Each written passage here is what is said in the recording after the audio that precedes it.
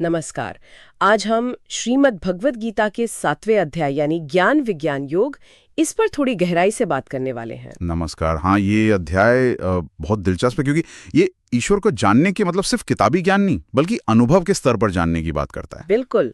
हमारे पास कुछ व्याख्याएं हैं और कोशिश रहेगी कि हम समझें कि कैसे ईश्वर को पूरी तरह से जाना जा सकता है, ज्ञान और विज्ञान दोनों को मिलाकर। हाँ, ज्ञान यानी थ्योरी और विज्ञान मतलब उसको अनुभव करना, महसूस करना। और एक बहुत सुंदर तस्वीर दी है इसमें कि ईश्वर हर चीज में वैसे ही है जैसे माला में धागा होता है। चलिए इसी से शुरू करते हैं। बिल्कुल, ये अध्याय ईश्वर की सर्वव्यापकता और उसे महसूस करने के प्रैक्टिकल पहलुओं पर ही फोकस करता है। तो पहले बात आती है प्रकृति की।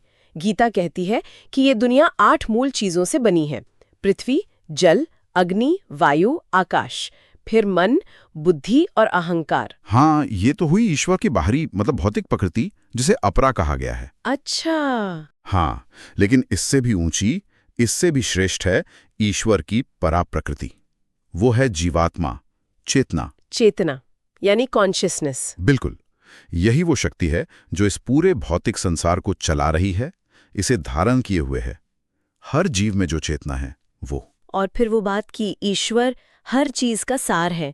जैसे पानी में जो स्वाद है वो रस, सूर्य और चंद्रमा में जो प्रकाश है, वेदों में जो ओम की ध्वनि है, सब ईश्वरी है। हाँ, मतलब वो हर चीज का एसेंस है। वो धागे वाली बात जो आपने कही, हाँ, माला और धागे वाली, वो यहाँ बिल्कुल फिट बैठती है। कहने का मतलब है कि ईश्वर ही इस जगत का मूल कारण है, आधार है और सार भी। उनसे परे कुछ भी नहीं है, वही सब कुछ है। अच्छा, अगर ईश्वर इतने सर्वव्यापी हैं, हर जगह हैं, तो फिर लोग उन्हें अलग अलग तरीकों से क्यों भजते हैं? अध्याय में 4 तरह के भक्तों का जिक्र आता है। हाँ, 4 प्रकार बताए हैं: आर्त, जिज्ञासु, अर्थार्थी और ज्ञानी। आर्त यानी जो दुखी हैं, कष्ट में हैं। हाँ, जिज्ञासु मतलब जो जानने की इच्छा रखते हैं, सच की खोज में हैं। अर्थार्थी वो हैं जो कुछ सांसारिक चीजें चाहते हैं, मतलब धन, सफलता वगैरह। और ज्ञानी?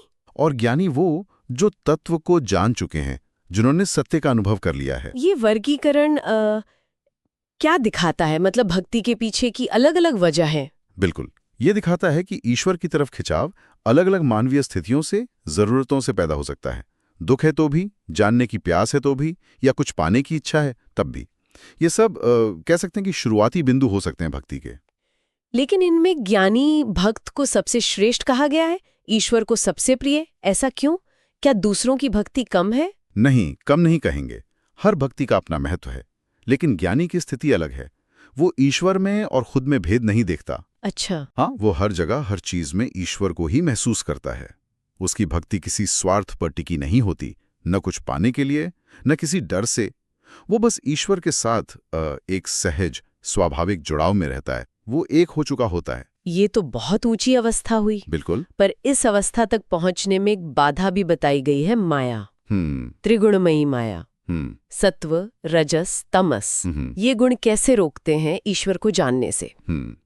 ये माया जो है, असल में ये हमारे मन की ही अलग अलग प्रवृत्तियां हैं। रजस गुण हमें इच्छाओं में, भागदौड़ में उलझाए रखता है। हाँ, और तमस? तमस हमें आलस्य और अज्ञान में डुबो देता है। और सत्व गुण भी, जो वैसे अच्छा है, ज्ञान और शांति देता है, वो भी एक सूक्ष्म अहंकार पैदा कर सकता है कि मैं अच्छा हूं या मैं जानता हूं। अच्छा, मतलब अच्छाई का भी अहंकार हो सकता है। हाँ, तो ये तीनों गुण मिलकर एक तरह का पर्दा बना देते हैं।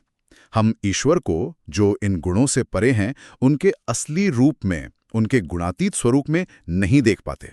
हम उन्हें अपनी सीमित समझ से ही देखते हैं। तो फिर सार क्या निकलता है इस पूरे अध्याय का?